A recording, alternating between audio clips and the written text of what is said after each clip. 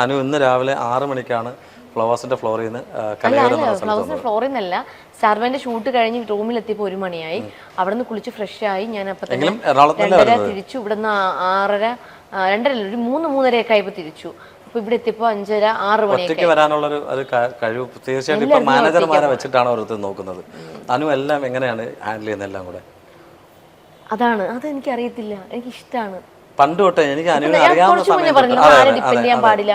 എത്ര നാൾ നമ്മൾ ഒരാളെ ഡിപ്പെൻഡ് ചെയ്ത് ഇണ വേണം, അത് പിന്നെയുള്ള കാര്യമല്ലേ. ആ ഇണ നാളെ കഴിഞ്ഞ് നമ്മളെ കളഞ്ഞിട്ട് പോയാൽ എന്ത് ചെയ്യും? അത് ഞാൻ പറയുന്നത് ഓരോ ലൈഫിൽ അങ്ങനെ നടക്കുന്നുണ്ട്.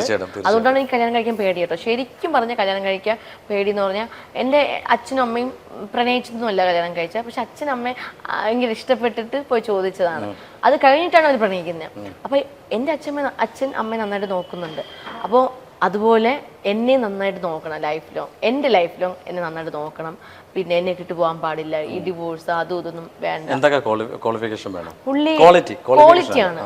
ക്വാളിറ്റി എന്ന് പറഞ്ഞാലും ഞാൻ പറഞ്ഞില്ലേ, ഭംഗി എനിക്ക് പ്രശ്നമേ അല്ല എന്ന് പറഞ്ഞാൽ ഒരാളെ കണ്ട ഇങ്ങനെ പറയാൻ പാടില്ല.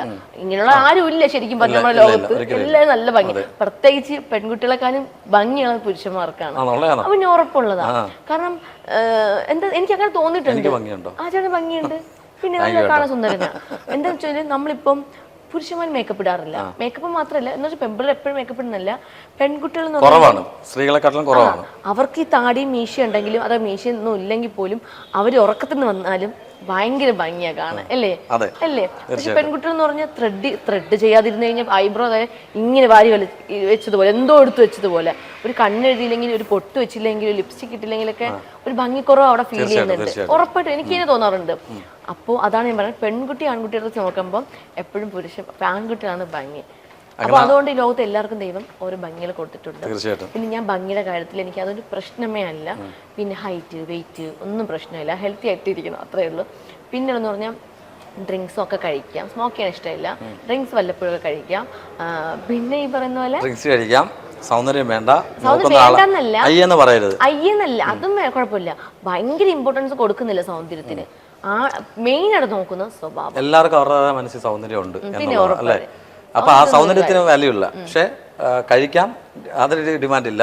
പിന്നെ അതുപോലെ തന്നെ പിന്നെ വയസ്സും പ്രശ്നമില്ല എന്ന് പറഞ്ഞാൽ എന്നെക്കാളും ഭയങ്കര വയസ്സ് മൂത്തല്ല, ഒരു 5 വയസ്സിന് മൂത്ത ആള് കൂടണ്ട.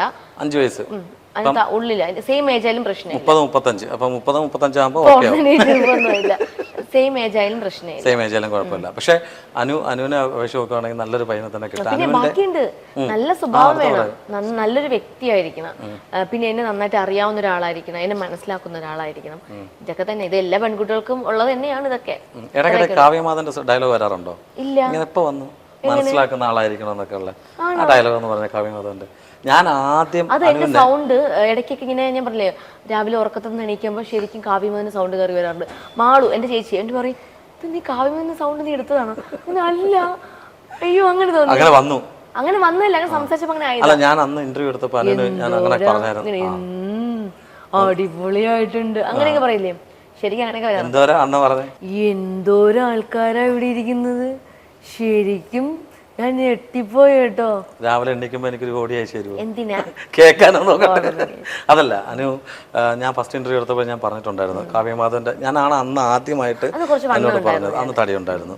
അപ്പൊ അതിനൊക്കെ ഒത്തിരി മാറ്റി മറിച്ചിട്ടാണ് അനു ഇപ്പൊ എനിക്ക് മനസ്സിലായത്. അറിയാം ജിമ്മില് എങ്ങനെയാ റൊട്ടീൻ എങ്ങനെയാണ്? ജിമ്മിൽ എന്ന് പറഞ്ഞാല് ഞാൻ കുറെ ജിമ്മിൽ കയറി ഇറങ്ങിയിട്ടുണ്ട്. പക്ഷെ എനിക്ക് ഞാൻ എന്ന് പറഞ്ഞാല് ഈ ആര്യനാടാണ് ഞാൻ ശരിക്കും പ്രോപ്പർ സ്ഥലം.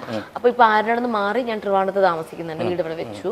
അപ്പോ അതെ 1.5 വർഷമായി അവിടെ താമസം. അപ്പോൾ ട്രിവാൻഡ്രത്ത് വന്നതിന് ശേഷം 2-3 ജിമ്മിൽ മാറി ഞാൻ വർക്കൗട്ട് ചെയ്തു. അപ്പം ഓരോ ജിമ്മിൽ നോക്കുമ്പോൾ ഞാൻ നോക്കും എൻ്റെ വെയിറ്റ് കുറയുന്നുണ്ടോ എങ്ങനെയാണ്. അപ്പം വെയിറ്റ് പെട്ടെന്ന് കുറയാൻ ശ്രമിക്കത്തില്ല, എങ്ങനെയാണ് ട്രെയിൻ ചെയ്യിപ്പിക്കുന്നതൊക്കെ നോക്കിയിട്ട് എനിക്ക് ഇഷ്ടപ്പെടുകയാണെങ്കിൽ മാത്രമാണ് അവിടെ ജിമ്മിന്റെ പ്രോബ്ലം അല്ലല്ലോ, അല്ല. ചിലപ്പം എന്താ പ്രശ്നം എന്ന് വെച്ചാൽ എനിക്ക് ലിഗമെന്റിന് ചെറിയൊരു പ്രശ്നം വന്നായിരുന്നു ഈ ഇടയ്ക്ക് വെച്ചിട്ട്.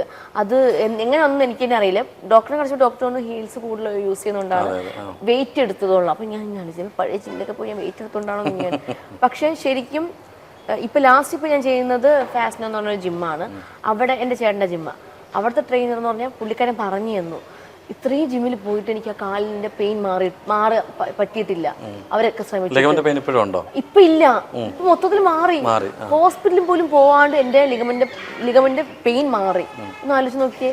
ഈ പുള്ളി മാറ്റി തന്നു. എനിക്ക് ഒരു അത്ഭുതം തോന്നുന്നു ചേട്ടാ എനിക്ക്.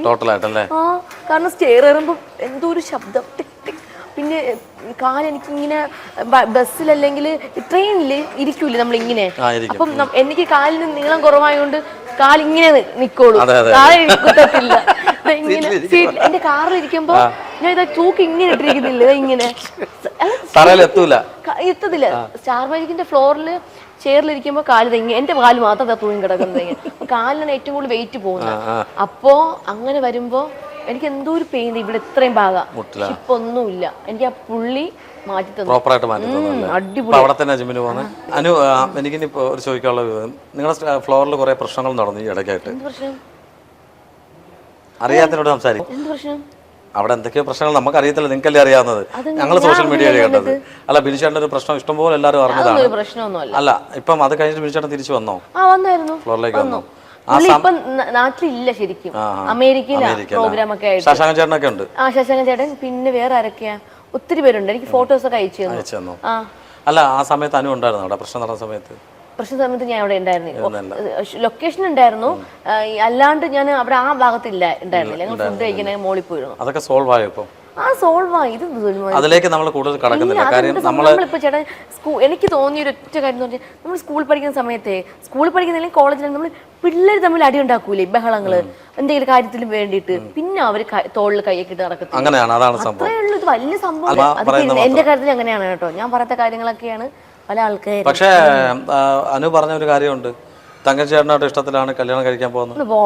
അല്ല, അത് പലവട്ടം പറഞ്ഞിട്ടില്ലേ? ഞാൻ എവിടെയെങ്കിലും പറഞ്ഞിട്ടുണ്ടോ? ആ ഫ്ലോറിൽ പറഞ്ഞിട്ടുണ്ട്. അതൊക്കെ വെറുതെയാ. ഇപ്പൊ ഷൂട്ട് കഴിഞ്ഞപ്പോഴും പറഞ്ഞല്ലോ.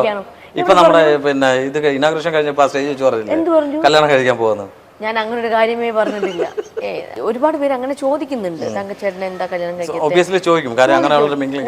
ഈ പറയുന്ന അമ്മമാരൊക്കെയാ അമ്മമാരും ചോദിക്കുന്നത്, തങ്കച്ചേട്ടൻ എന്താ മോളെ കല്യാണം കഴിക്കാത്ത, നീ അവളെ തേക്കൂ.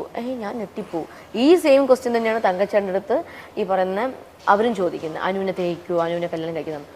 ഞങ്ങൾ രണ്ടുപേരും ഇങ്ങനെ നോക്കി നമ്മളൊന്നും വേണ്ട. കാരണം അവർക്ക് ഒരിക്കലും കുറ്റം പറയുമ്പോ അവരങ്ങനെ ശരിക്കും നമ്മൾ ജീവിക്കുകയാണെന്നുള്ളത്. നമ്മൾ സീരിയലൊക്കെ കാണത്തില്ല, സീരിയലില് ഒരു നായിക എടുത്തു കഴിഞ്ഞാൽ ശരിക്കും നമ്മൾ തന്നെ വിചാരിക്കും, അയ്യോ അവരൊന്ന് കല്യാണം കഴിച്ചിട്ടുണ്ടെങ്കിൽ. പണ്ട് ഞാൻ എനിക്കിപ്പോ അറിയാവുന്നതുകൊണ്ട് എങ്ങനെയെങ്കിലും ഒരു ഒന്നിച്ചാൽ മതി എന്നാ. ആരൊക്കെയാ കാണുമ്പോ? തങ്കച്ചേട്ടനും അനുവും കൂടെ. ഞാനല്ലെന്ന് ഓരോ അമ്മമാരൊക്കെ ഇന്ന് തന്നെ പറഞ്ഞിട്ടില്ലേ ഒന്ന് ആഗ്രഹം ഉണ്ടായിരുന്നു. ചേച്ചി ഓടിയില്ലേ? അപ്പൊ അതാ പറഞ്ഞ അങ്ങനെ ആഗ്രഹങ്ങളുള്ളതുണ്ട്. പക്ഷെ ഇനി കുഞ്ഞനുജനെ അനുജത്തെ പോലെ.